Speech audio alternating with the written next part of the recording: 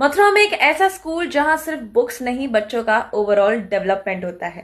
S Tagore academy public school CBSE board से affiliated, जहां पढ़ाई को एक्टिव लर्निंग और खेल कूद के साथ सिखाया जाता है। यहाँ फोकस सिर्फ सिलेबस पर नहीं बल्कि स्पोर्ट्स और एक्टिविटीज पर भी होता है, ताकि बच्चे फिजिकली स्ट्रांग और मेंटली शार्प बन सकें। स्कूल का मानना है कि पढ़ाई तभी इफेक्टिव होती है जब बच्चा खुद एंजॉय करे। इसीलिए लर्निंग को बनाया गया है फन और इंटरेक्टिव। यहाँ सिर्फ पढ़ाई ही नहीं, हर बच्चा स्पेशल होता है, चाहे बर्थडे हो या कोई अचीवमेंट। टीचर्स और स्टाफ सब मिलकर बच्चों को एनकरेज करते हैं।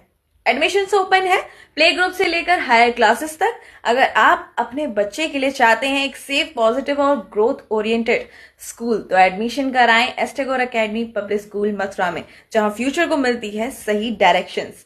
एडमिशन के लिए आज ही कांटेक्ट करें और हाँ, फोटोज और वीडियोस खुद देखकर डिसीजन लीजिए।